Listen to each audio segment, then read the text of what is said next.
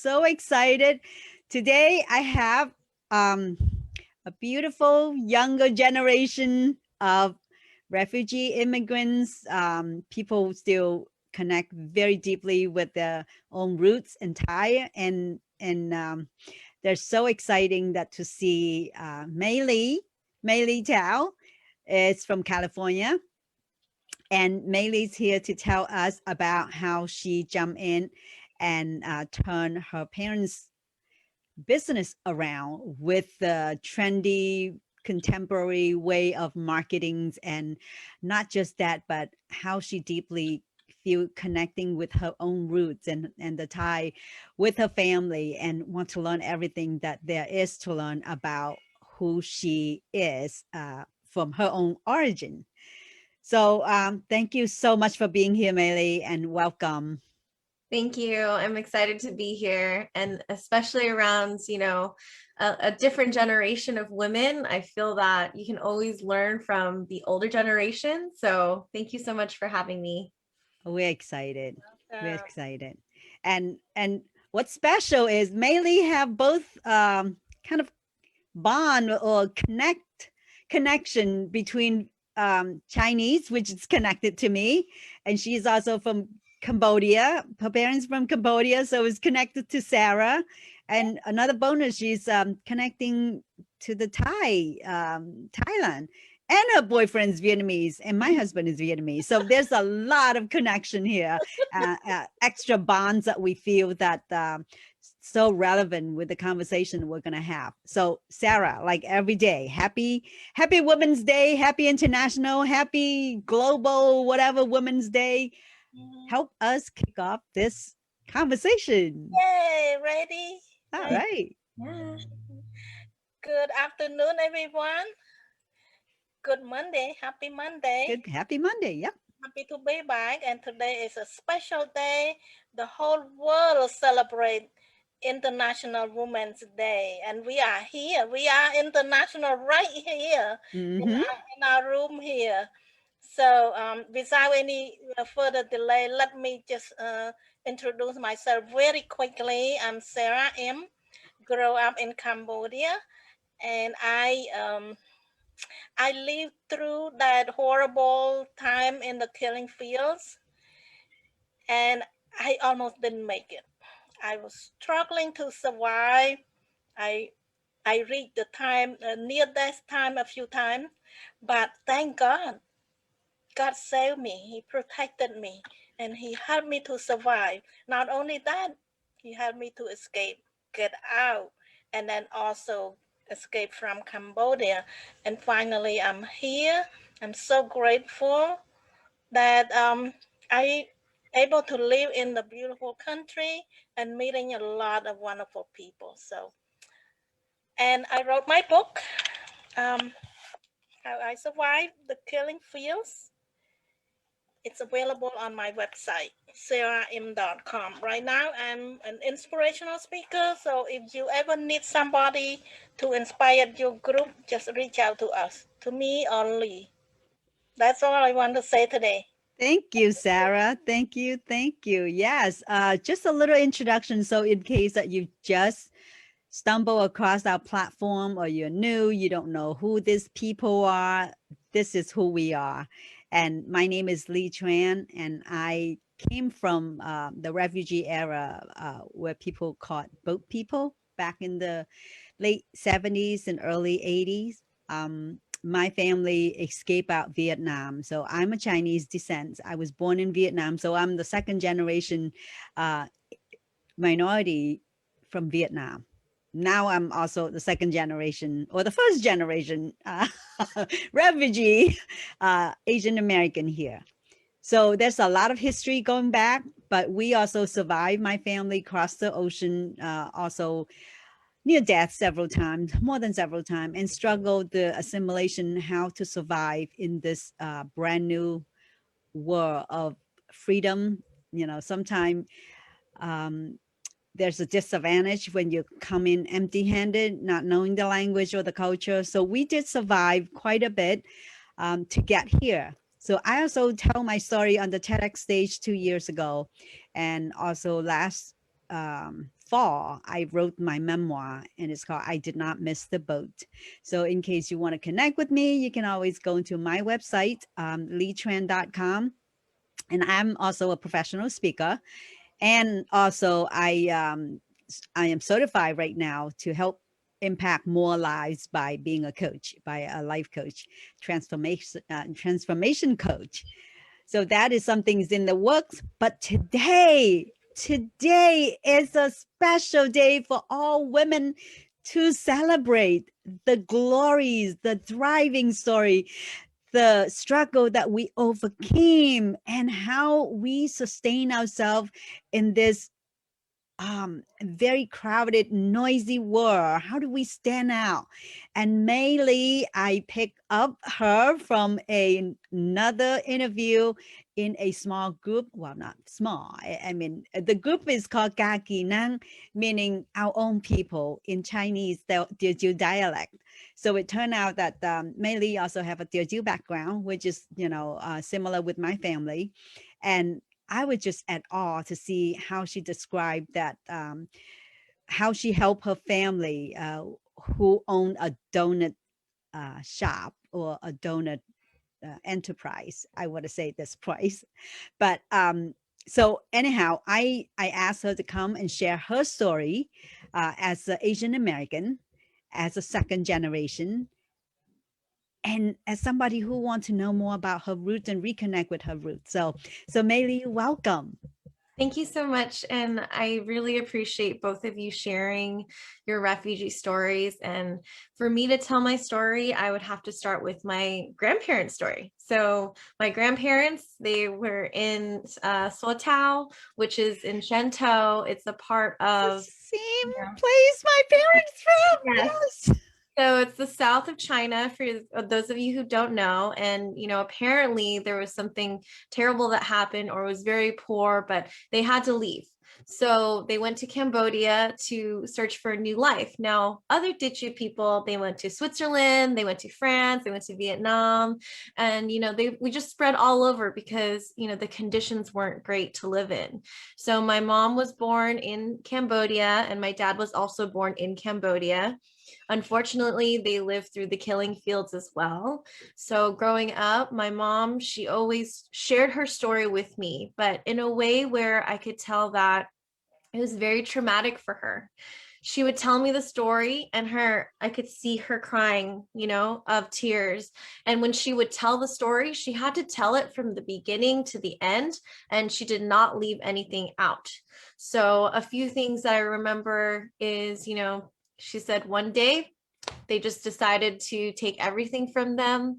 So my grandma, which is my mom's mom, she had like 7 kids, right? So, they had to be separated. They ended up working in the concentration camps.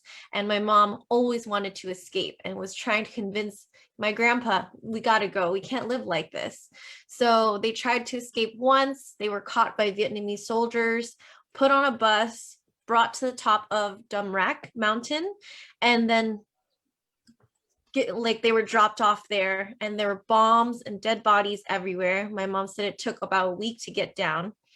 And when she saw all those dead bodies and blood and, hands, arms all mangled on that mountain, she was so traumatized. She, it's hard to imagine like her, she lived through this. So, but that's not only that. She's like telling me she's living in the jungle, eating spiders and like sleeping next to snakes and seeing tigers. And then, there's one story that I feel like really, really spoke to me was they were walking, many kilometers because Cambodia is huge. So, they're walking, and they're almost out of rice. They only have 1 can left. And so what they do is my mom and her 2 brothers decide to go to where they hear that there's a big bamboo farm where you can cut the bamboo and trade, since money was not a thing. So they went, and it took them, a day to get there, but unfortunately they had cut down all the bamboo. There was nothing left for them. So my mom, she went over to, a house, one of the small villagers, and she, got down on her knees, and she said, she obviously with respect, you know, Ning or like, please, like, do you have any old rice?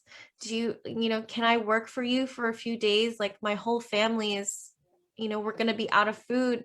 And, you know, my mom talks about this Ming, like very, like it's very clear. And she showed her so much kindness in that moment. And they were able to stay there, work and hit the rice and do all the things for her. And she gave them about 50 pounds back to go back with her, and they were able to survive. So there's many moments in the journey of being a refugee, and when you guys share about these near death experiences, it's so scary to know that, you know, my family went through that and that they were survived, and that is like, that makes me so grateful for my life here today. So luckily, my parents both survived. The Red Cross was able to bring them to, you know, San Francisco. My mom says, you know, when she got there, it was so cold and, you know, she didn't know any English. And she ended up, her first job was working for a seamstress for a penny an item. And taking the bus, you know, going on the bus, feeling sick, throwing up on the, you know, throwing up, getting back on the bus. And, you know, it was very hard. You know, I think anytime I feel ungrateful, I think about what my mom and my dad had to do when they first came to this country, not knowing anyone, not knowing the language, and just like really persevering and working so hard. So in addition to the story, my great uncle, his name is Ted Noy. He is known as the Donut King, and he is where I get the Donut Princess name from. But Ted, he is my great uncle, and he actually came before they did, and was able to create the system of opening up donut shops and leasing them to Cambodian families who would come over. And what he saw was there was no way for a Cambodian refugee or any refugee to feed their entire family by just working one job if you are the only person working. So, you know, he opened almost 70 stores in Southern California, and he only leased them out to Cambodians. And at one point, 95% of all donut shops are Cambodian owned, and that's because of him.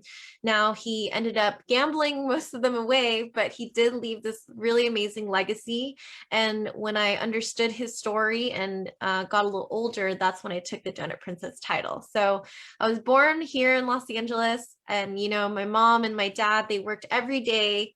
You know, my dad getting up at 2 a.m. to go bake, my mom working, and they had multiple shops. My mom was running a Chinese food place. My dad was opening up more donut shops. So they were all working very hard for 20 years straight. And, you know, my childhood was spending a lot of time at the shop. I was helping my mom, helping my dad give change, or, you know, standing on a milk crate to reach the top of the showcase to help.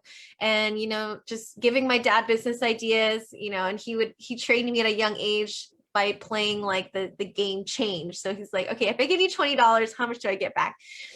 But, you know, a lot of my childhood was surrounded by the business. I would go to Costco with them, riding on the back of the orange cart, you know, going to get supplies. And my dad taught me how to write checks when I was younger to help him with bills. So they wanted to give me everything that they didn't have. And the most important thing was education. So they sent me to private Catholic high school, UC San Diego, and they said, just study hard, and, you know, we want you to have a bright future. So I go to school, I go to college, and, you know, my mom says, I think you should be a news reporter. So my whole degree was communications, basically about journalism and truly trying to break in the field. I interned for a news station, and I absolutely hated it. And I realized that if I'm going to dedicate my life to something, it must have purpose and it must have passion, and I don't have passion for these stories. So I went back and interned and did some PR and marketing with UCSD, and I came back, and, you know, my mom, I had seen her get a little bit older, and I said, okay, mom, like, she's like, I need your help. And I said, okay, I'll help you. Not knowing that what I was going to do was going to triple sales at the shop and like bring this whole new crazy thing to the shop. But, you know, we didn't know that back then. I just thought, you know what? This shop is so special in so many ways. It's a local favorite. I want more people to know about it. And, you know, I knew that there was potential in the shop. So, you know, I just started with baby steps, starting off with the logo, and then, you know, doing some other changes with the different items in the showcase. We expanded from our basic 12 items to about 120 items of specialty, hybrid, and traditional donuts. And then I created a whole community of donut lovers on social media through Facebook, Instagram, and Twitter. So along with that, I brought my mom to the red carpet for the first time. She was so amazed. She's like, oh my gosh, I'm in Hollywood. And I made a lot of different changes that really opened her eyes to how big our business could get and how popular we were. We have such like a traditional family recipe. Every donut is made with love and care. And I'm so happy to say that I made a big impact in the business. And, now it's famous worldwide. We had a documentary called The Donut King Film, which came out last year. It won awards festival after festival, South by Southwest, Bentonville, and Hawaii, a few others. And Vice actually just bought the international rights to the film. So they are distributing them internationally, and in North America, you can watch it on Amazon Prime Now, Google Play, and Apple TV, or donutkingfilmmovie.com. So that's about me. Oh my God. This is so powerful in so many levels. I just got chill. From hearing this kind of success story, and especially if someone, a lot of time in Asian family, we would have either a donut shop, a restaurant, a takeout, a grocery store. And a lot of time kids just want to walk away because they see how hard the dollars earned by their parents. And they will say, I will never do this again. I want to become a lawyer, a doctor, or something, nothing wrong with, because they see the hardworking. But for someone to come back and bring the new idea and make it 1,000 times better, this is what I call success. Success from your parents that does not see on them. I mean, even obviously you have seen on them, but you see on what the next generation do with it. That's what I call success. And I am so proud. To see kids that want to come back to their roots and help their parents, because it's not easy as a family dynamic. There's a struggle there. Parents always like, I know better. I know what to do. You just kid. Do you have that kind of problem with your parents? Oh my gosh. Yeah. It's like going uphill when I want to change something. But what I learned, and if you're listening out there and you want to give your parents advice, number one, parents love to be respected. So respectful, you have to come from an angle of respect. You have to give them evidence or show them something that's tangible in their world. Because when I started doing Instagram, my mom's like, why are you taking pictures of everything? Why are you doing this? And I'm like, Mom, just trust me. Like, this is how people are. You see your phone, like, how many hours do you spend on Facebook? I guarantee you that everybody's looking at their phone now. So there are a lot of changes that I was able to do, and there's some changes that I can't do because, there's nothing wrong with the old school way of doing business, but there are new ways to improve that, maybe one day we'll change that. So I would say my answer to your question is yes, it's not easy to work with your family. Yeah. It's not easy, but it is doable. I think, change is growth. And a lot of time, growing up in the Asian family, right? Parents are always going to say that I know more than you. My dad always say, what's your meaning I have consumed more salt than you consume rice, meaning my wisdom, my knowledge is, insurmountable. You can't understand what I know. And to be able to convince them. And I guess it's obviously because the finance, the amount of dollar that you bring in will tell them that change is good. Change is not bad. Yeah, exactly. There are some things that you can change and some things just take more time. And, if I think the old school, they have like, it already works. Why do you want to change it? Yeah. And you just have to say, it can get better, but you have to be very patient in all of that. But I love the fact that, you know, social media is a really great way to promote business. And most of the time, you just need to give it time, give it effort, because unless you do advertising, a lot of them are free, you know, and and who doesn't want to eat a donut? You, when you say that your dad get up 2 o'clock, it remind me of that commercial. Time to make the donuts. I just love that. My cousin married a Cambodian wife. He's also owned a donut shop in California, but we kind of lost touch. But I've seen how struggle he was, and even in getting up really early, and they're really hardworking people, and it's very competitive out there to be even. But how did you do it differently? Like, do you advertise to corporate and host for cater for corporates, or that's where the money is, right? Bulk, not So individual.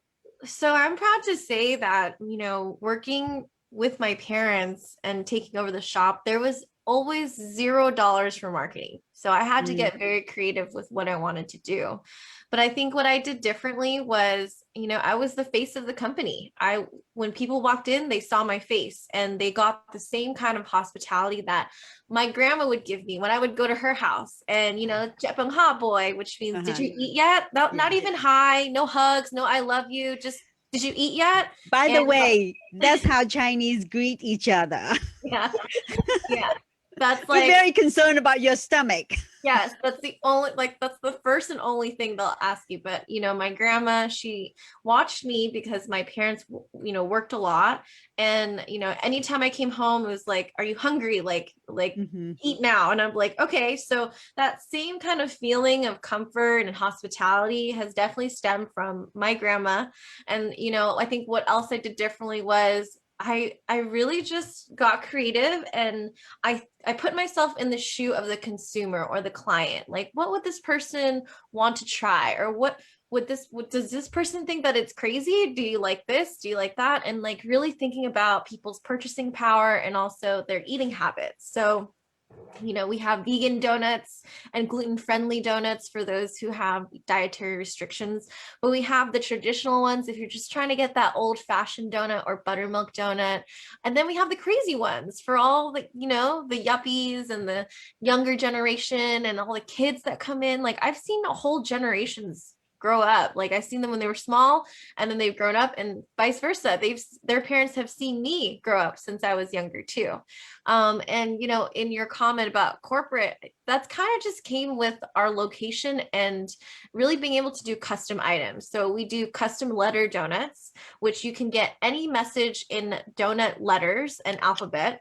Wow. We actually ship those nationwide to celebrate people, celebrate teams, and to commemorate just events. So we do that. We do Texas-sized donuts, which are giant donuts, and then we do the tier version, and they've featured me on Good Day LA and wedding magazines and all of that for that type of style. Just because times are changing, people don't want to spend thousands of dollars on a cake, but people like donuts instead. We do donut walls where you have like a whole donut wall and you put the donut on the peg, and we do those installations. I saw that the first time when I went to Belgium for my niece's wedding, and I was surprised to see a wall of peg of all different kind of donuts. So that's what I was about to ask you, but you're already ahead of the game. Oh my Yeah. God.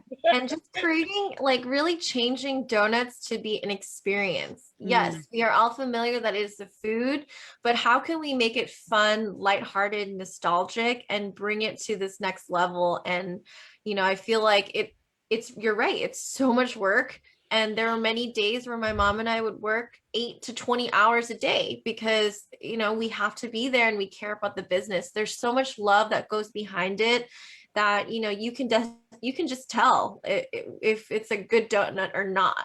And I think especially Cambodian donuts and Cambodian donut shops, they have like an extra layer of quality because they are competing with all the other donut shops, especially the chains.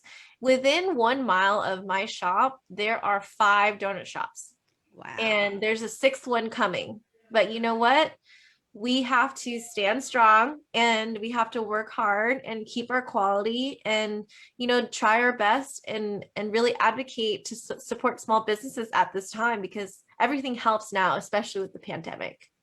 Mm. Would you say that not just standing out in the crowd, but you have a story that you can tell from your donut shop that many people do not have? Well, they all have story, but you know, your story is probably very unique, coming from, you know, surviving the killing fields. Yeah, you know, I really didn't start to resonate or return to my story until I think within the last 3 years. And, you know, growing up, I never had any Asian friends. I never met a Teochew person until I was like in college. Wow. And I was bullied a lot for being Asian and being different. And I felt very different than other people. So it wasn't until like late, like at least 3 to 5 years ago, I was like, you know what? It's cool to be who I am. I'm mixed. I'm from, you know, my grandparents are from, you know, speak Teochew, which is like, I call it like a lost gangster language that only a few people know. My parents are survivors of the Khmer Rouge, and I have a little bit of Thai in me. So being proud to be not only Asian American, but to be a role model for future Asian Americans. Growing up, there was nobody that looked like me that I could be like, I want to be like her. There's nobody like that. But, you know, I have the chance now to be that person for the next generation. I am super, Awesome. super proud of you. I am so, so proud of the generations that who step up and own it. And, you know, it took me recently to do that. And it took me a long time. And I'm a lot older than you are. Mm. But I have to say that that's nothing to be ashamed of for who we are. And it took me that long to realize that. And I'm really admire what you do. And I think that if you need to tell all the other Asian American in your generation out there to reconnecting with their own roots, what would you tell them? It's a great question. And, you know, it took a little bit of self-discovery for me, but I think that, you know, we don't know how other Asian Americans my generation grew up. They could have been bullied too. And, you know, it's all about, for me, I always tell people, if you haven't documented your family's story yet, you have to do that.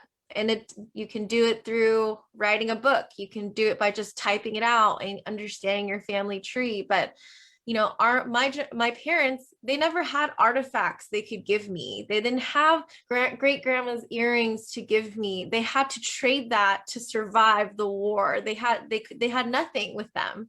So the biggest thing is to document your family story. So when your kids ask you, hey, what did grandma do? At least you have an answer for them. And the second thing is keep your language alive. So that's why I've recently started to do this series called Teochew Daily, and where I, you know, I'm gonna subscribe.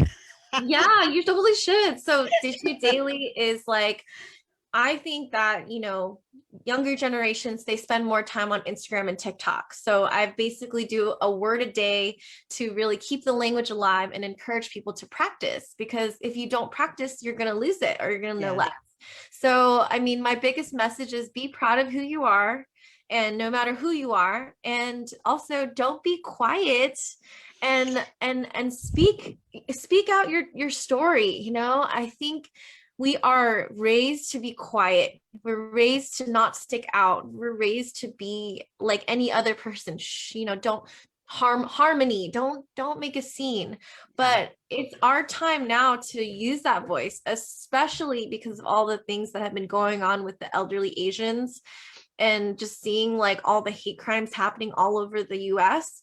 It is time to speak up and to really understand your own history as well as others' histories in different minority groups, so that you can be a solid citizen and really stand for something and know that, you know, we are all interconnected, but we just look different. Our skins are different, but you know, we're all human, and you know, kindness can go a long way. So that's my message for Asian Americans in my generation. So powerful. Let me ask you one question. Mhm. But what are something that you have to deal with in a community that they don't favor Asian American? Yeah, that's a great question. I was teased a lot for being smart. So like I was teased and they would call me Asian girl as a kid. So like it was just I just felt different than the other kids. And then when I started to really take over the business, I had a lot of uncomfortable things happen to me that were very racist. There were customers, they would come and spit on my shop and they call me all sorts of names.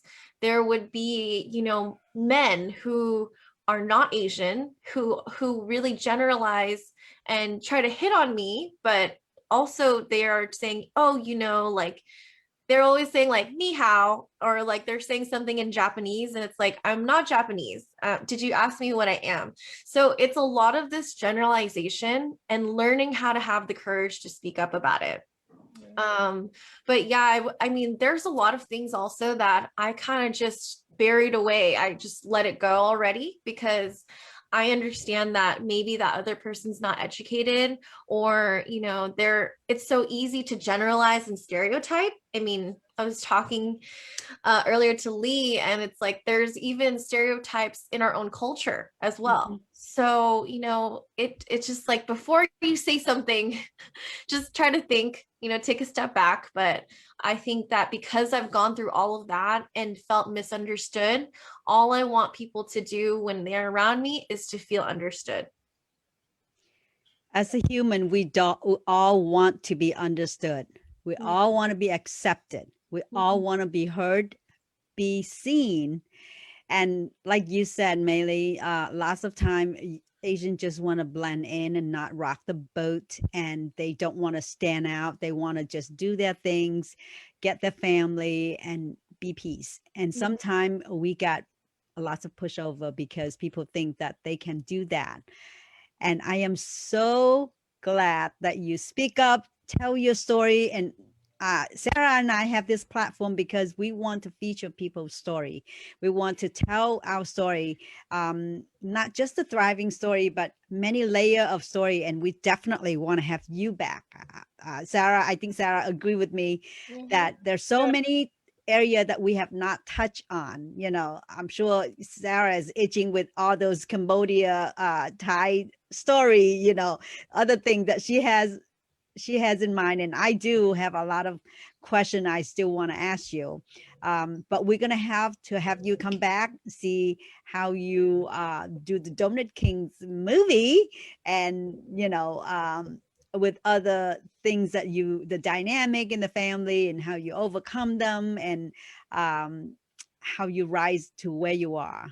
So I know time is running out, but there's so much to say. One final question. So how many stores that you own now? Are you still having a chain? So we have one store in Santa Monica, and we have a delivery only concept where we deliver donut bouquets, and that's called Donut Princess LA. Donut bouquet. I love the way she come up with all this marketing idea and all this terminologies, Cute personalize idea. everything. And that's what business, all of us should be doing. It just like it just put a little twist in there, and it make completely different from the crowd. You stand out right away. Mayly, you're mature beyond your age. I want to say that you are such a wise woman, and you're gonna go places. You already have been places, and I can't wait to watch you blossom even further. I mean, you're just incredible human, incredible woman. It's so powerful to have you for International Women's Day. So if you want to try out Mayly's donuts, how can people find your donut? Thank you so much for having me for International Women's Day. I'm completely honored. And if you guys want to find some great donuts in LA, you can go to our Instagram, DKS Donuts And then dksdonuts.com. If you want to order a donut bouquet, donutprincessla.com. If you want to follow me and my Donut Princess journey, you can follow me at Mayly Tao. That's MAYLYTAO.